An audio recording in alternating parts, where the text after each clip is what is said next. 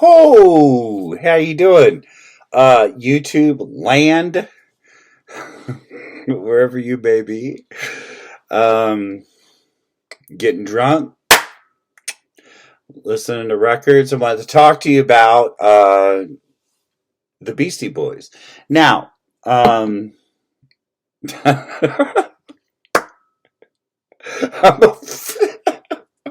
already toasted. Uh,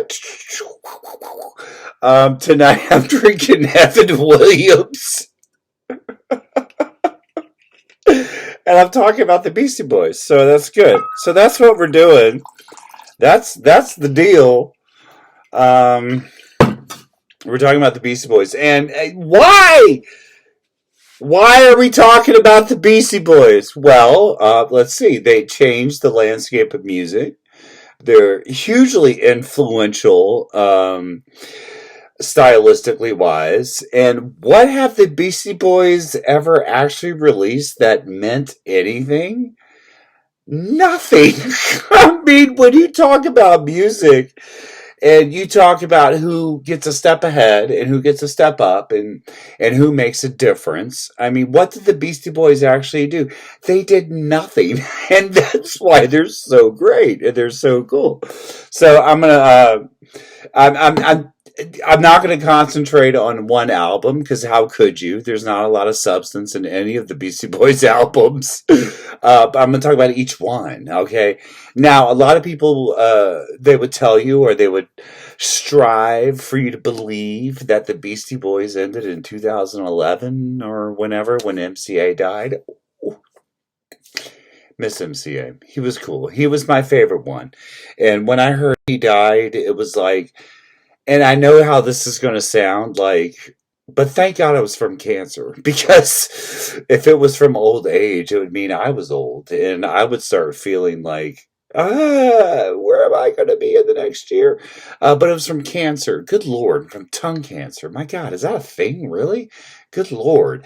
And of course, the Beastie Boys just stopped once MCA passed away. I mean, how could you go on?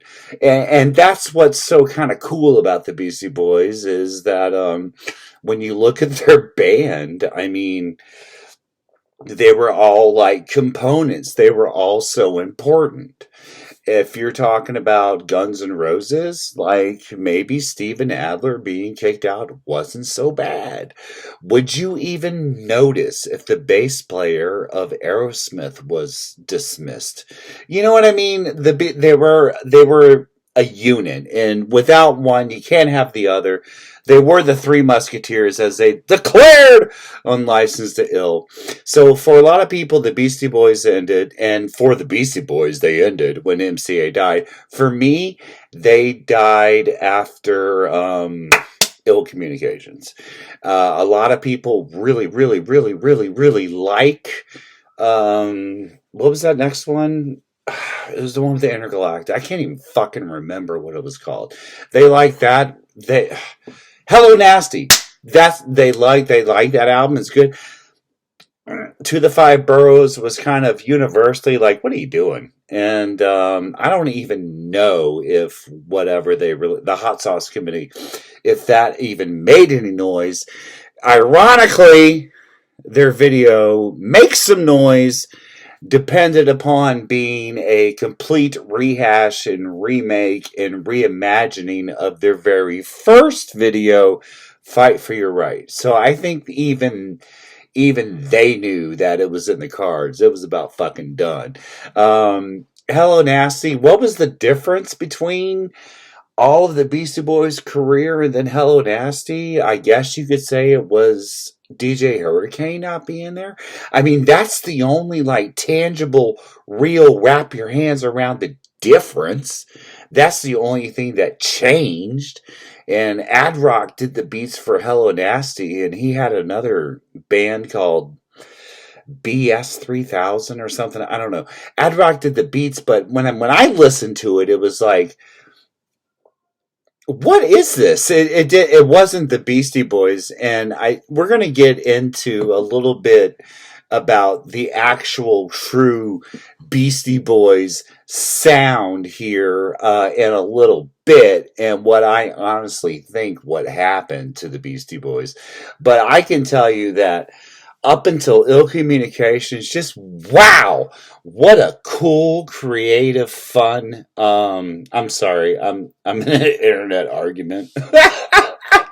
Okay, no notifications yet. I think I got them. I think I slammed them down. Okay, like I'm not sure.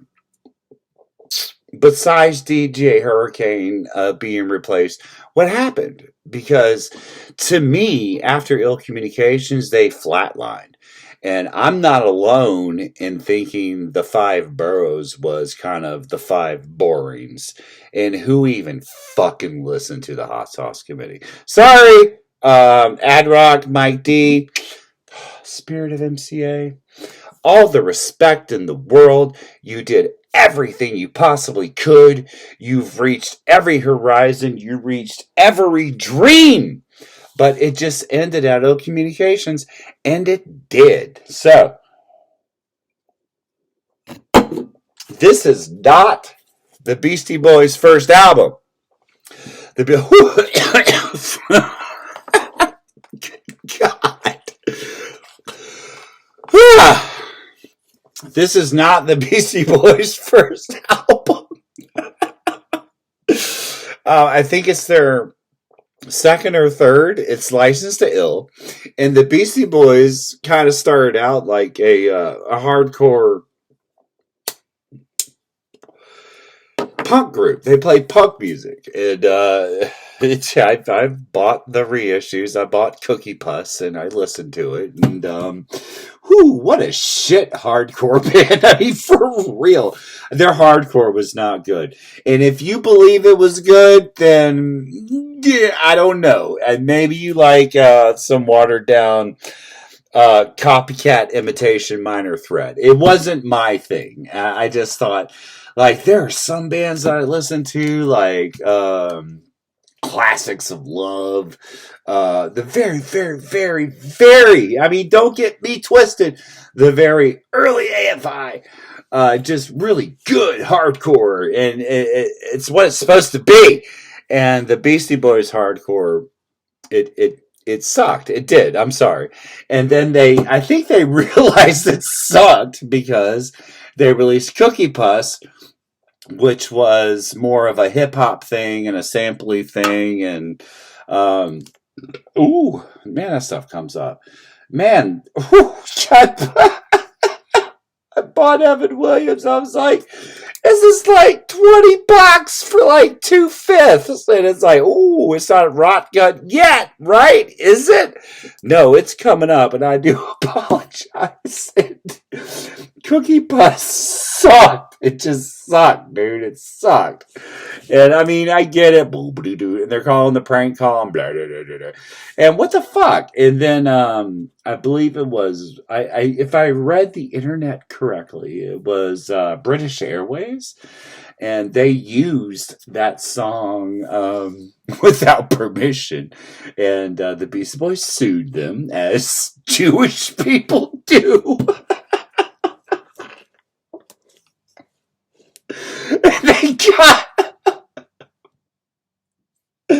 They got 50 grand or something or whatever. They got enough to pay their bills for the next few years.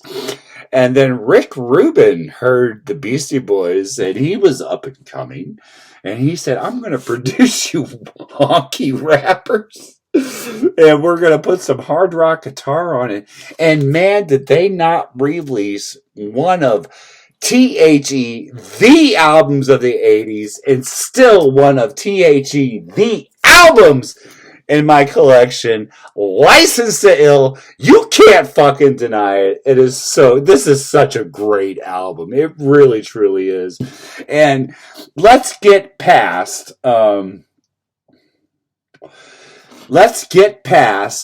Fight for Your Right, and let's get past Girls. Okay, Fight for Your Right, when you listen to it now, oh God, it's so horribly dated.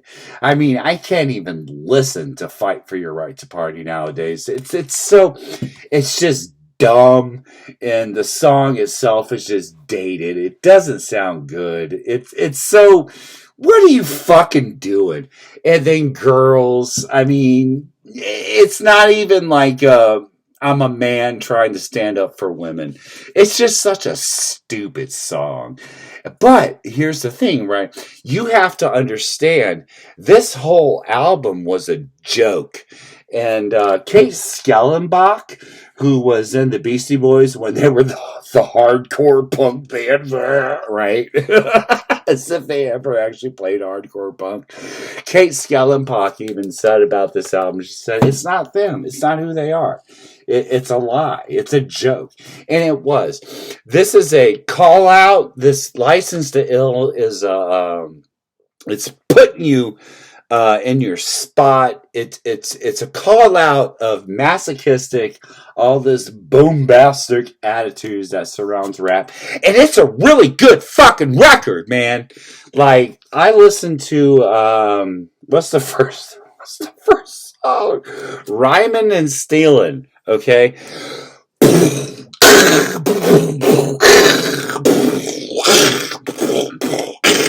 I don't give a fuck about Led Zeppelin, but that is such a good beat, and they sampled it off of I think it's When the Levee Breaks by Led Zeppelin. They sampled it with some weird fucking tape thing they had to do because not everything's on the internet like it is now today. You fucking God, you're so fucking spoiled, dude. Like, I'm a drummer, okay? I like playing the drums, and I was in a band in high school, and what we were thinking was we had to write 8 songs, record a cool demo, then we had to play shows, and then we had to just hope someone showed up. You motherfuckers nowadays, dude, you got Spotify, you got YouTube, you got websites, you can create your own fucking thing. And I am fucking jealous, okay? What am I talking about? Oh yeah, Ryman and Stealing. They didn't have like the technology available, so MCA, he had to he set up this whole tape contraption so they could repeat the bass, the loop of Ryman and Stealing, the drum beat, and they could rap over it. And good lord, if it just doesn't fucking hit.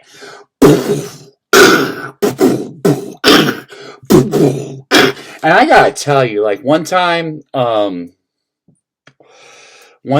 was at a party when I was in high school, and we put a License to Ill, as happened at every single fucking party in high school. And when it came to that little Alibaba and the 40 Thieves, Alibaba and the 4, we all put our arms around each other, and we were jumping up and fucking down in the kitchen. And it was such a good feeling. We were screaming it. Why the fuck are we talking about Alibaba and the 40 Thieves? It makes no fucking sense, dude. And the Beastie Boys have said, like, one thing that part of their writing process was they'd be hanging out, they'd be doing whatever, not writing good punk music. And they would just have an idea, and they would say, hey, that sounds good, let's do that. And it really is. They composed this record. It's a great record. It's a great hip-hop album. And they just had ideas. They were good at it. They knew what they were doing. It sounded good. What was their touchstone? Public Enemy, Rum DMC, The Furious Five, other those hip hop, like you think about the drum beat and the people rapping on top of it. They were listening, and I think they did a good facsimile. I really do. License to Ill, it gets shit on because of nowadays where everything is woke. Ooh. Buddy, I told you, I said I'd be getting like tore up during the video. I'm fucking lit up, motherfucker, and I love this album. Now, the record I have is very recent. This was a press I actually got at Walmart. And it's what it is a it's a clear vinyl pressing of License to Ill. It Sounds Amazing off of Def Jam Records. It was produced by Rick Rubin at Def Jam Records. And it's a great record. So anyway, this is what one thing that I really like about this record, when the fucking record actually goes into the goddamn sleeve, is you see, look on here, you go, here's an aeroplane, and then you see on the back it's crashed into the mountain. I love this little detail, and I don't know how many people have actually like noticed it. You can see right here, there's a little airplane etched into the negative of the gatefold where they're standing in front of this something. It's in New York City. It was part of the World's Fair when the New York City came here and are there in New York City. Here's the aeroplane into the mountain, and here is the aeroplane guiding into the world. Can you hear that? It's my cat, dude.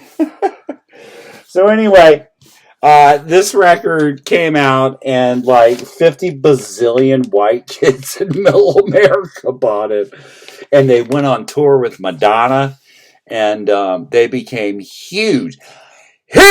They became so big. And the kids just loved the Beastie Boys. Why? Because it wasn't Public Enemy. Because they weren't black, okay?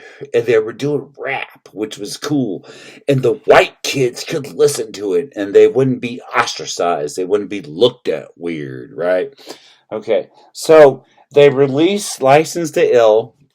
They got all this popularity. They're infamous. Madonna took them up on her world tour, and they had like the big inflatable penis that they danced around on Madonna's world tour. They were jackasses. If you watch their videos, you see them just sexually assaulting groupies on tape. I mean, the women loved them. I mean, what the fuck, dude? This whole album is about telling women to wash the dishes, telling women to take your fucking panties off, telling women we're gonna fuck whether you want to or not. That's what this album is about. And yeah, it's a joke, but that's what this album is about. And they've never been canceled? Are you kidding me? No one's coming after the Beastie Boys? That is a testament. That's a straight up testament to how cool they were and the respect that they garnered. And, there's some college boys who listen to License to Ill. They do not get the joke. They think they're being real. Okay. But that just says enough people understood what Ad Rock, MCA, and what's that other fool? Mike D. They understood what they were doing. It's a funny joke. Get over it. And not only did they get rap and hip hop into bedrooms across America and around the world, a lot of those kids got the joke. It's funny, dude. It's funny.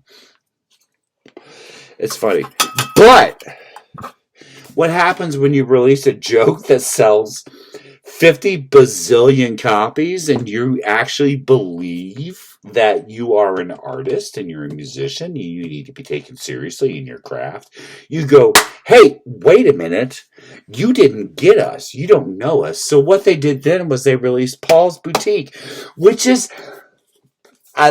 this is an amazing record, and I don't even need to say, if you haven't heard it, go hear it, because you've already heard it. It's so good, and everybody fucking understands what Paul's Boutique is about. They got the Dust Brothers on it. They straight up left New York City, and I want you to consider that the Beastie Boys, throughout all their identity, released their best album in Los Angeles. They went and rented a studio in Los Angeles, and that's where they released and wrote and composed this record. I mean, so Paul's Boutique, again, I'm not talking about anything obscure. I'm not talking about anything you don't know. I'm talking about the Beastie Boys, and you damn well know that this is the album that started the looking, the consumption of hip hop as an art form through samples.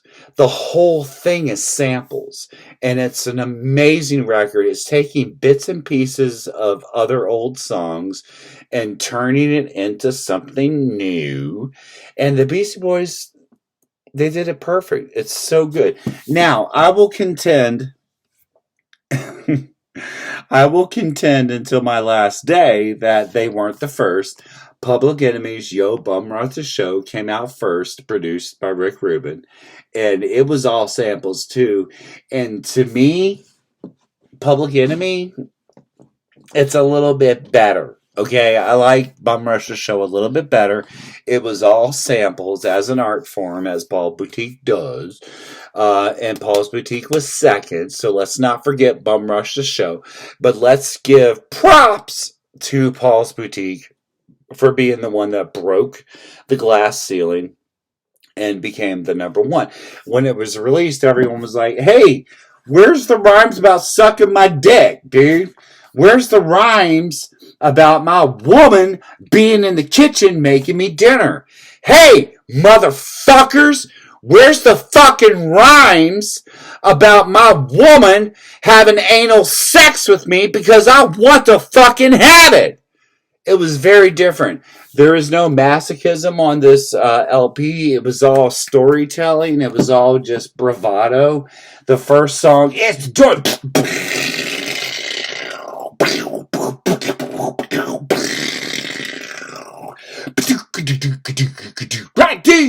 It's all about being a rapper and promoting yourself and self promotion. There's no masochism on this record. There's no hating on the women. There's no pretending women are lower than men on this record. And people hated it when it came out. And you got fucking Rolling Stone, and you got Pitchfork, and you got all these motherfucker faggots on the fucking internet. Okay, and when this album first came out, they hated it. They fucking hated it. And they can do all these retroactive reviews all they want to save face. But that doesn't change the fact that when this album came out, they fucking hated it. And now they have to go, because everybody fucking loves it. And why do they love it? Because it's a great fucking record. If you were unfamiliar, if you didn't understand, if you were unclear of what was happening in clubs in the late 80s and early 90s with the DJs, and they were playing samples and the MCs were rapping above it, okay? This album told you what was happening, all right? They were creating these brand new good songs from bits and pieces of old songs, and it's good. The press I have now, the first press that came out with this, look at, I really want to show you this because I don't know why I have to point stuff like this out, but I just think it's important to the history. Okay, they left New York City, all right? They left New York City and moved to Los Angeles.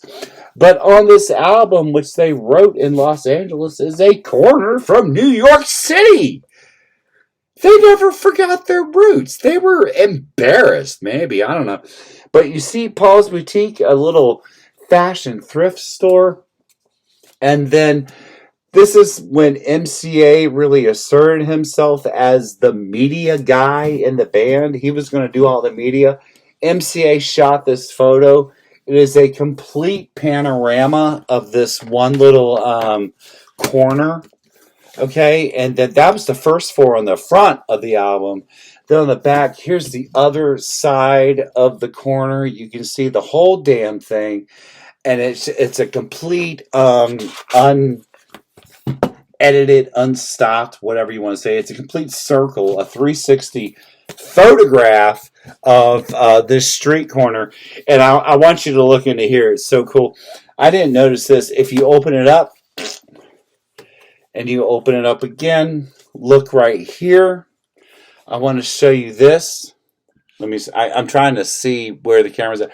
That right there. There's MCA on his skateboard. He's in the picture. And then you go over here. Is it? Shit, I don't know. No, you go over here. No, not there either. What the fuck is he? If you go right here on the street corner, there's Mike D standing on the street corner right there. And then, oh, it's right here behind the car. If you look behind the car, there's Ad Rock right there. They are in the cover work of Paul's Boutique, and they're heading very well. This is a 360-degree panoramic photo of this street corner in New York City, and the Beastie Boys are in it. I don't know if you knew that or not. I just think it's cool. So this is the 30th anniversary reissue. It goes blang, blang, blang. There's 4 panels on each side. Now, the first press had, it would just fold out. And there was a whole fucking 8 panels, man. There was a whole 8 panels of the record when you folded it out.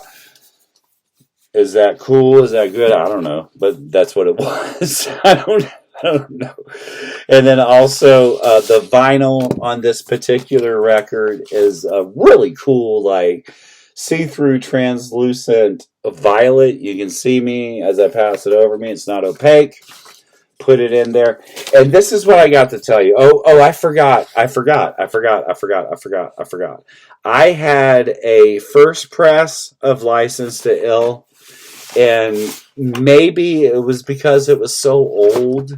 By the time I had it in my possession, a first press, maybe it wasn't done well. Who fucking knows? But this Walmart version, which is actually ripped from the European press in 2021, is great. It's full. It sounds good. You can know the separations.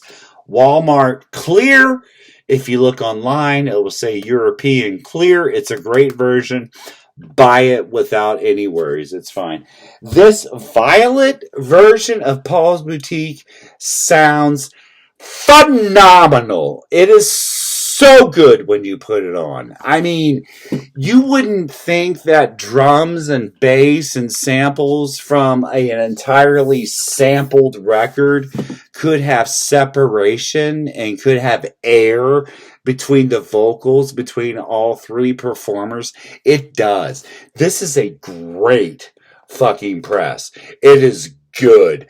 It's one of the best presses I have in my collection. So if I don't know about the black, maybe I know they do the color and then they will pump out the black copies, whatever. Black or violet from the 30th anniversary run, you're going to be fine. So then we come to probably the album that when I was 14, I discovered the Beastie Boys. I was told about the Beastie Boys from a girlfriend of mine. Check your head. The one that blew them wide open. If you weren't in tune, you didn't know what was going on in rap and hip hop. You saw What You Want on MTV and you were hooked. And it's so weird. It's so, what makes the Beastie Boys so great, and like I said earlier, what kind of music have they done? What have they actually done as a band? Which is absolutely nothing. Blacks, whites, purples, they watched What You Want on MTV and everybody loved it, man. It's just so, it's so good. And this is not their best record. It's not. But I believe it was the beginning of their identity as a band. I'm running out of air. We're going to take some Evan Williams. We'll talk a little bit. What's up? How you doing? I'm talking about the Beastie Boys discog. What are you up to right now? Oh yeah, that's cool. Me too.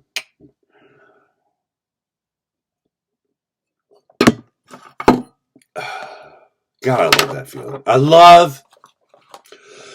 Whoo! I love when it hits and it's harsh. And you try to talk and you can't. I love it. So, Check Your Head by the Beastie Boys, their breakthrough, if you need to call it that. What You Want hit on the air, and it was what was playing on TV. And you remember the video? They were out in the woods, and the MC was putting the stick between his nose. What you want? And it was so good. It made so much. And for real, what the fuck do you want? It's so real. It's so real. Yeah, this was the record that busted them out into the mainstream. And what a lot of people are going to tell you about this record is they took that hardcore punk and they started doing some instrumental funk, and they were doing the hip hop and the rapping and the rhyming, and the whole thing put together a nice bouillabaisse, a stew of Beastie Boys talent and musicianship coming out on this record. Check Your Head. And this is still end up busting them out. Now, there's nothing really that I can say that you don't know. At this point, they started Grand Large, which was a clothing company, and and they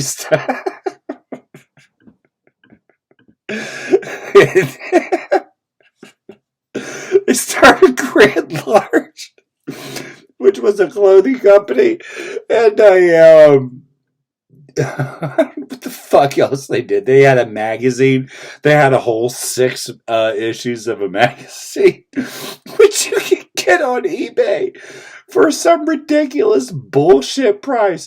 Why do you want to pay $100 for a magazine that talks about Jimmy fucking Smith? Who gives a shit? And then later on Ill Communications, they call out Jimmy Smith, and it's like, who gives a fuck, dude? People love people love What You Want, but me, where the juice is, where the fruit is, where the steak is past the mic with that amazing contrabass loop, but really solo and intro that MCA wrote,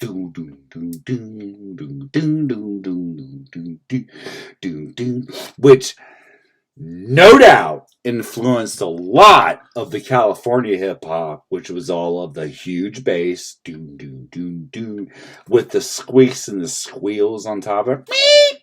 Boom, beam, boom, boom, beam, boom, I believe that started with this album. They had an organ player, Mario C. Cal something, Caldota. Mario C. Well, oh, I forgot. I was in an argument online. Did I get any replies? No, I didn't get any replies. Mario Caldota, I don't know. They had a fucking organ player, okay? And he played organ on What You Want. I don't know if any of this record was sampled. I think the whole thing was written genuinely and authentically. And then they went to the a few songs that were hardcore punk, like Time for Living, which, you know, if you're a bad, mediocre punk band and you release an album, it's going to be bad, mediocre. But if you're trying and you're really, truly trying, every once in a while you'll have a good song. So if you're not trying all the time, the punk song Time for Living is really good, and I enjoy it. I like it. I don't skip it. And then also here, they started doing some more funky things with Ad Rock on the guitar, with MC on the bass, of course, Mike D on the drums. Here's the thing, okay? If I'm listening to a record,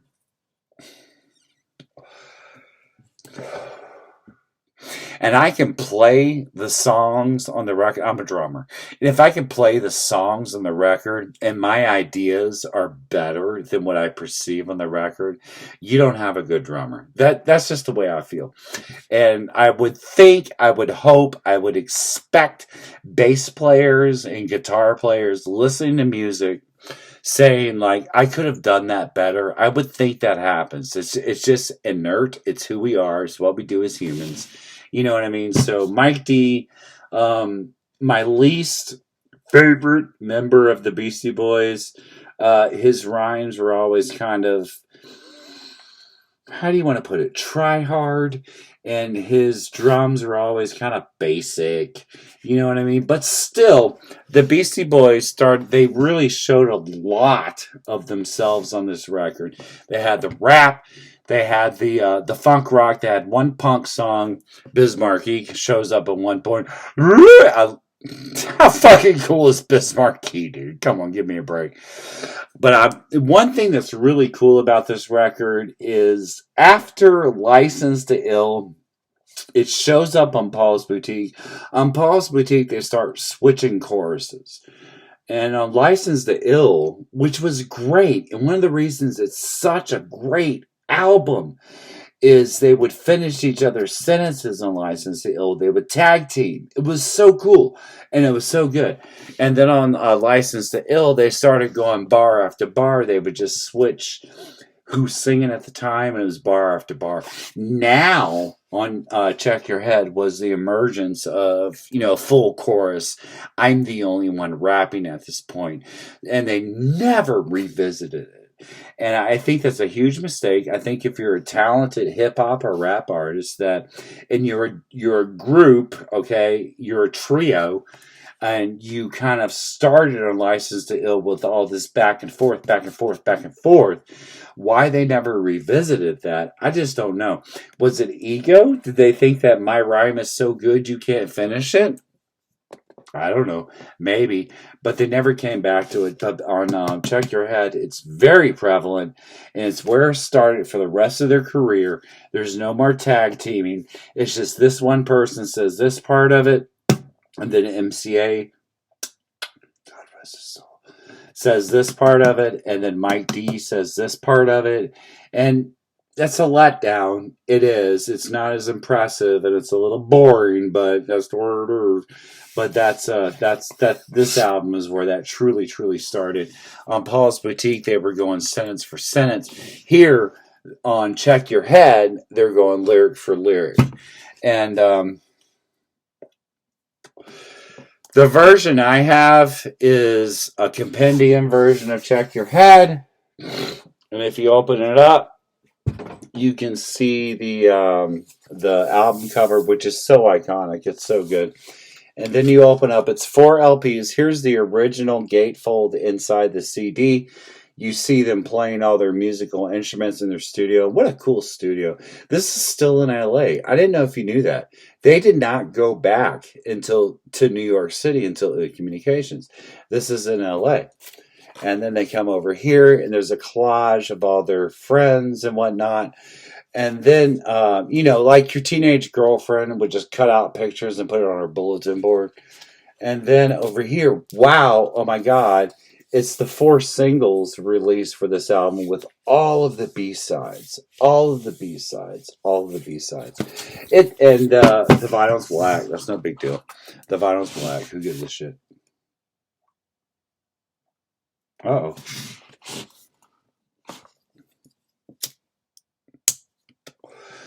The vinyl's black. It's no big deal. The vinyl is very well mastered. It sounds great. This is a wonderful sounding box set. This is the 2009 release that they didn't kind of repress until 2022. It's a good sounding repress. The 2022 repress, I'm sure, wouldn't do you any wrong, and you can get it. And I gotta tell you, let's go through some of these. Like, when you get down to the B-sides and whatnot, where is it? The third on Pass the Mic, Drunken Playing Mantis Style. That is a great fucking song. It's so good. I love that song. So that's important to have. Nettie's Girl is Mike D. Kind of, I don't know. It's just it's a he's ripping on the he's ripping on the soul standards of the 70s. It's okay. It's good for what it is. So What You Want. It's just a bunch of remixes of So What You Want. It's fine if you want to listen to it. Then we have the Gratitude release. Gratitude, and I didn't talk about Gratitude when we first talking about this song. Gratitude is a great song. It's very good. And you hear MCA with that fuzz on the bass.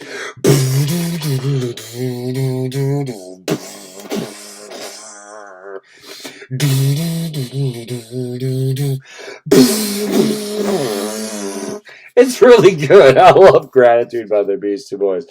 I have some gratitude because they released it. It's really good. And then we come here to the last one, the Jimmy James. I'm not sure what was ever good about Jimmy James. It's not my favorite song. It's a great opener, but who gives a shit after that? You know what I mean? And then Drinking Wine, which is more of their expansion, their exploring of us being a little calypso funk band, and it's fine. And then the Jimmy James single also has Boomin' Granny on it, which is Mike D's ode to older women, which comes off as more of a joke than anything serious. Like, if you want to sing a song about wanting to fuck MILFs, like, Boomin' Granny ain't the song to go to. It comes off as a novelty. It doesn't come off as like anything cool. It's not a well-produced song, but that, one song out of the millions that are on this absolutely amazing release, I wouldn't say just dismiss it because, okay? Let's Check Your Head. It's a good one. It comes in this fucking stupid ass silk screened kind of like slipcase, which, this is all going to wear off at some point. It's not going to be good anymore. I don't get the point. It's stupid. It's dumb. Whatever. I guess it looks pretty. Well, who gives a shit? And then we're going to come to, oh, I forgot. Yeah, Check Your Head. I also have the Vinyl Me Please version. And the Vinyl Me Please version sounds great. Like I will never shit on Vinyl Me Please. They're fine. I just have kind of a problem with their production and the point they're trying to make. You know what I mean? It's just a boutique label, and they release these albums from the 90s which don't get a lot of represses, and I don't know. I like Vinyl Me Please. I like the product. I don't like them. So anyway, you open the Vinyl Me Please product. Here it is. Beastie Boys, Check Your Head. They're sitting on the curb there in LA, not New York, I will always say. And then you open it up. Here, of course, is the original gatefold of the record. Them in the studio in LA, not New York. And then the thing about the Vinyl Me Please edition is it comes on a really nice maroon picture, which is opaque. You can't see me through it. And that maroon is meant to mimic the labels of the original Grand Royal release, which was also maroon. So this is a great pressing, and it sounds good. And, as far as like, I kind of don't like these repressed labels, Vinyl Me Please, plain, music on vinyl, 4-man with beards, all these ones. This is actually a good release, and I'll never shit on Vinyl Me Please. They do a good thing. And also, if you order the Vinyl Me Please record or you find it online, they will include a little poster with it. I guess they played here or something. This is a concert poster. So what you want, you see the album cover, and then a live show announcement. Hey, we're playing here Monday, November, whatever. It's not good. You're not doing yourself any disservice if this is the copy you have. So For me, and get in there. What? It's been 100 years, dude. We can't get this right. Get in there. So for me, what I have is the Vinyl Me Please version to play when I want to listen to this record. And I have the original press compendium edition released in 2009 just to have in the collection, right? And I gotta tell you, what fucking comfort food, really and truly. If I just want to feel good, or I want to be okay with myself, or I just want to just pass some time without thinking too much, Check Your Head by the Beastie Boys. What a great record, really and truly. And then we're going to move on now to their next release. And whether it's controversial or not, it's what I believe. I believe they released their best album of all time, which is Ill Communications. And it's not necessarily a reprint or a redo of Check Your Head, but it follows the same footsteps. This is such a good record. And where Check Your Head depended on a lot of MCA's bass. Oh, I forgot to talk about that. Holy shit. So if you listen to Check Your Head, I started talking about this when they weren't switching off the vocals, they weren't going off back and forth. There are 3 songs on this album which spotlight one of the members, right? So there's Mike D in the one. I think it's Stand Together. No, it's not. It's not. Which one is it? Finger Looking Good is all Mike D, and it is finger looking good. For once, Mike D gets to shine outside of the other 2, and he sounds great. And then you go to the Maestro, which is all ad rock, and you get to hear an ad rock song, and it's really, really good.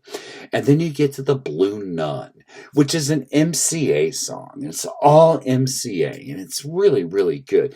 But I gotta tell you, when you get to this one right here, Professor Booty, you get all 3 of them, and they all do a verse. It's Mike D first, and you're talking about Blow Ride a Bicycle, and then it's ad rock, and then the third bar, lyric, whatever, with the MCA just drops a performance that it's one of the best performances I've ever heard in rap.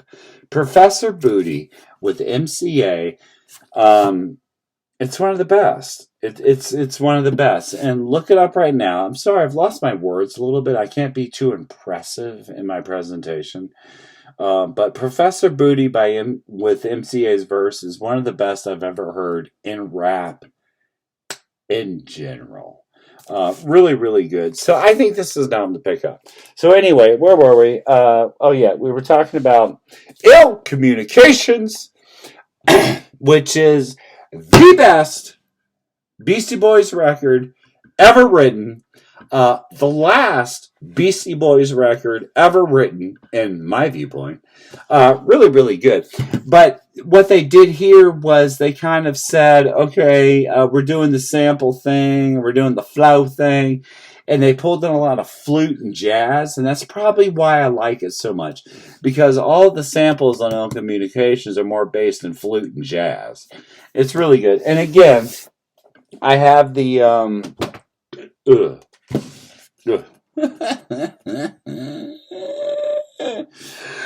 I have the compendium version that was released at some point, and it's not as big as Check Your Head, but you can open it up. There's 3 LPs. First 3 LPs is the inserts from the CD. You see them in the studio. You see them hanging out. And I will point out that, yes, they are back in New York City.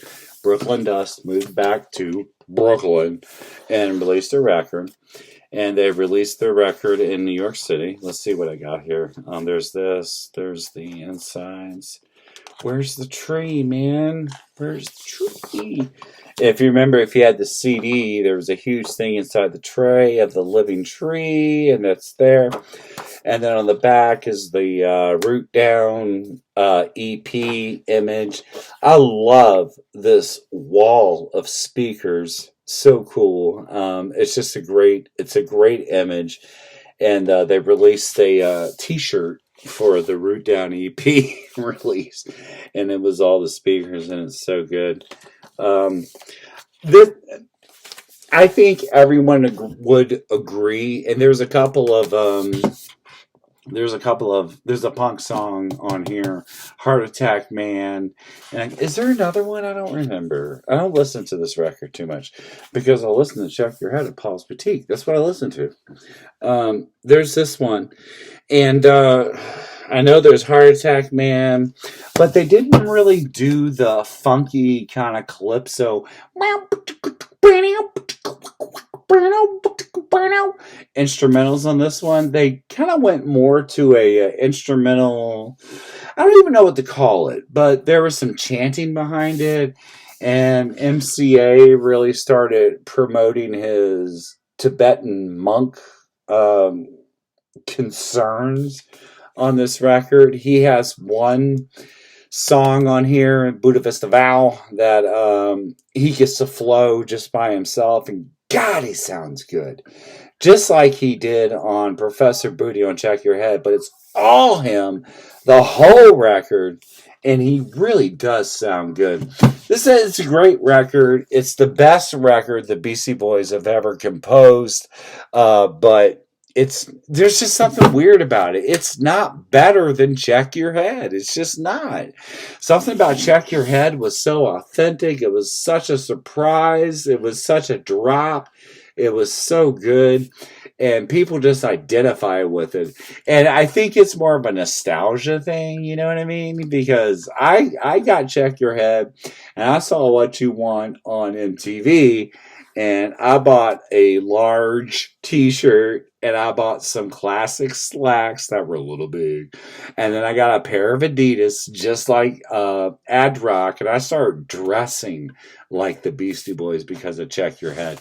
But this is technically, in a one-on-one battle, the best record the Beastie Boys have ever released. You can't go wrong with it.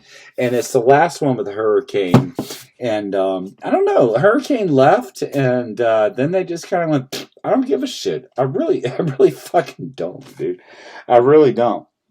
So along with this record, and you can see here that this is the same deal. Oh, I'm trying to do too many things at once. This is the same deal. Like, you have all the singles. You have the Sabotage single. Of course, the biggest fucking video that year. You have this single, and then the Sure Shot, and then the Root Down CD. And Root Down is such a fucking groove, man. It's so fucking filthy, dude. I love Root Down. And I love the Root Down EP so much. Go in! It keeps go in, just like when I'm talking to a lady. Just go in.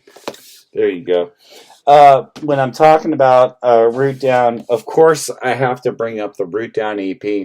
I said Check Your Head is my favorite. This is actually my favorite Beastie Boys release. It's the Root Down EP. It has 4 versions of Root Down on it, the different remixes and whatnot. And then it also has live versions of songs, and the live versions of songs are so good. They're really good. And you get this EP.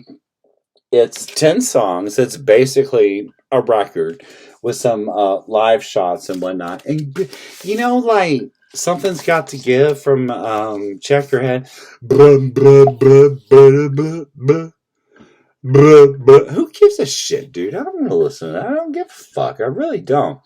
But the cool thing is, it has a really great Cypress Hill inspired version of Time to Ill from the first record, which is a wonderful callback. It really is. And then Time for Living, Something's Got to Give. You hear the You hear the crowd interaction. They're loving it. And my stepmom had a my stepmom. I'm gonna bring up my stepmom, referencing my parents' divorce, and I'm gonna drink a little bit. My stepmom had this thing in her car that she put on her dash, and it was something you could press if you were mad at people on the road. There was a machine gun sound and a missile sound and a bomb sound, and the time for what is it? Something's got to give. Something's. I hate that. Who gives a shit about that song? The Beastie Boys being, what's the word? Open-minded. What's the word? Prophetic. The Beastie Boys being, God, why is the word escaping me? The Beastie Boys being something and writing songs like Something's Got to Give with all the acoustics and the blah blah. We're trying to be serious. Who gives a fuck? I don't give a fuck. But anyway, during the live performance of Something's Got to Give, they had a little atom bomb. A little 8-bit sound atom bomb dropping that was ripped off from that car console thing that my stepmom had. So anyway, and then you open up this record, and the record itself is a blue translucent. You can see me through it. This is the first press. Now they have reissued this record, and you can get it in green, orange, red, whatever. I don't know. But it's a testament that they have the only EP they've released is the Root Down EP. It's a good EP, dude. Like, it stands on its own. And I often talk about, if anyone's listening, I often talk about Aphex Twin and the Ventolin EP kind of being its own release. The Root Down EP from the Beastie Boys is great. It's the only one they've re-released, and I would highly suggest getting it. I don't know if the new copies are good or not, but this vinyl copy is good. The first press, it's blue translucent, don't be fooled. It comes with an insert, again, like I mentioned before, of the wall of speakers, which is just so cool, and made it upon a t-shirt. So that's a good one. One more thing to talk about you, because remember, if you were paying attention, there was nothing that the Beastie Boys released after Ill Communications, which is worth buying, and there's not. But they released this puppy, the Beastie Boys Anthology. And this is the one to get. Oh, sorry. Like I told you, it was an argument. Are they responding? They are not. Seems like I shut them down. And if you can shut someone down on the internet, you done something.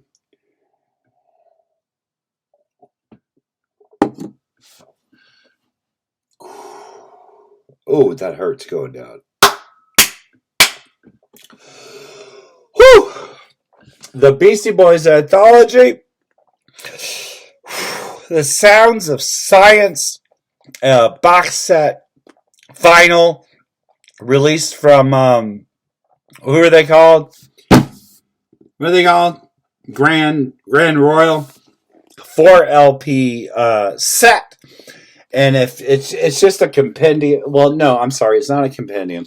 It's an overview of their career up until the 5 boroughs. There's a couple of Hello Nasty songs on it, unfortunately. But for the most part, it's just kind of like it's a greatest hit compilation. It's a deep dive. And one thing that's cool, and I'm sorry, I have to put these on. One thing that's cool about this is not only does it have like the hits and the ones that fans like, there's a few on here that you're not going to hear anywhere else. And Mike D, when he made a little joke record for his friends. It's just something he wanted to give as a Christmas gift. He made a country Mike in the something and others, and he sent out his Christmas gift to his friends. And not all the songs are from that to here, but some of them are. So you get a little taste of that private album he made for his friends. And they include, you can't get, well, you can, but I mean, why would you? Who gives a shit? They got, oh my God, where is it? I'm sorry, I'm having a little bit of fit right now. It has She's on it. I know that, which was their very first single, and it wasn't a license to ill. And then there was the record Rock of Ages or something, which they couldn't put on any record. The very first Beastie Boys single, as we know them now, not the pretend hardcore band. She's on it, or I'm sorry, Rock of Ages with the AC/DC sample. They couldn't put on a record. It's not on here either. They wouldn't allow them to do it. But I know She's on it here. I just wish I could find it right now. It's not. But they have the B-sides and Boomin' the Granny and other things and the Country Mite singles and stuff like that. So you get 4 records and then you get a hardcover. A hardcover book. And the hardcover book just kind of goes through their career as documented on the records, and there's a lot of cool pictures. So it's a good set, and if you're a true Beastie Boys fan, I would say buy it. It's fine. My favorite thing about this set, go in there, please. Slip in there, please. Just like we tell the ladies. Slip in there, please. My favorite thing about this set is you have the Beastie Boys dressed up as old people, and then on the back, it's pictures of them when they were young. So, I mean, I guess that's how they see it. You know, I feel a little like, I feel defeated. I'm going to find this fucking song here. I apologize. Hold on, she's on it. Shake Your Rope. Oh God, I love Shake Your Rope. So good. Skills to Pay the Bills. Man, you can't beat that one. That's a good track. Boomin' Granny, who gives a fuck?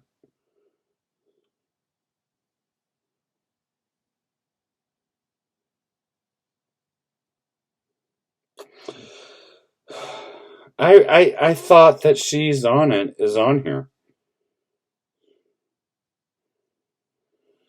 I don't see it.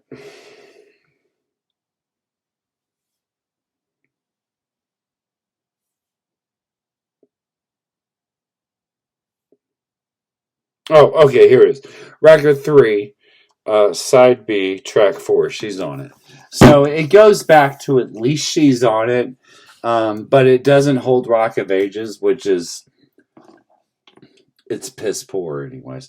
If you are the kind of completionist that needs everything Beastie Boys, you can go on the internet. You can find Rock of Ages. Why would you? It's crap. Why would you buy Pollywogs 2? It's crap. Why would you buy Cookie Puss? Why would you buy that? It's crap. But you can get it all here. There's a couple of punk rock songs from the early 80s. There's a couple of their early releases as there's Livewire, which is by Adam what's his name? Adam, it's not Yauk. What's his name? Horowitz. His little band BS 3000 or whatever it's called, that's on here. Why would you buy it? It's all on here. And it comes in this wonderful slipcase. There's 4 albums with images denoting the different. Oh, well, let's pull it out. We're doing a video, right? We're already over an hour. Who gives a shit? So here is the Beastie Boys with Kate Skellenbach, their original drummer. What happened here? Go away. Sorry, something happened with a computer. There's this where they're sitting there having fun. They're hardcore punks. They're having fun. They're amazing kids. And then here, this is the Paul's Boutique era and the fisheye on the rooftop, which you can see in the Shake Your Rump video. Shake your rump!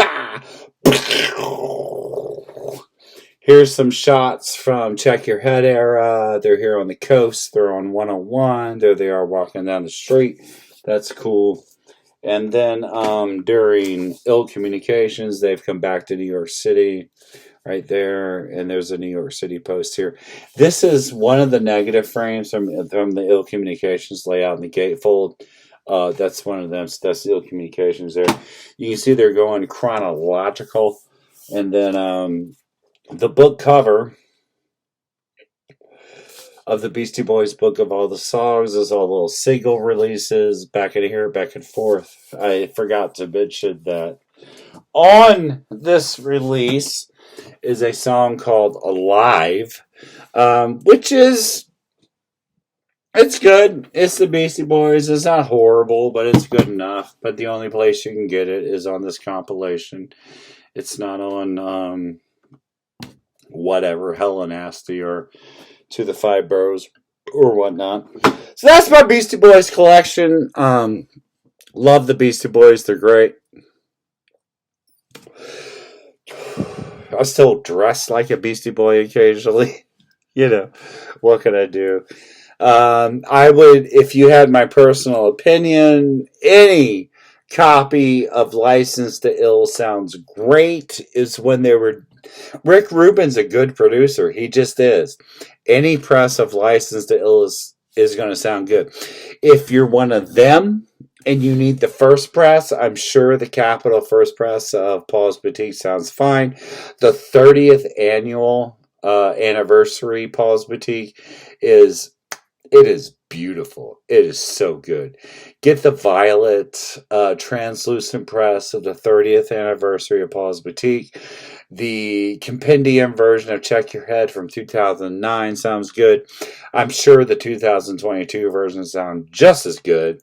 Get the Ill Communications compendium version released in 2009. It sounds great. And just if you want to be like a Beastie Boys fan, you have to get the Root Down EP released in 1996 with Ill Communications. I haven't heard a 2022 press, and it might be just fine. I don't know, but I do know that the original is really good, and the original is only on Blue Transparent, on Blue Translucent. And then the box set of the Beastie Boys, The Sound of Silence, released by Grand Royal, all sounds very good.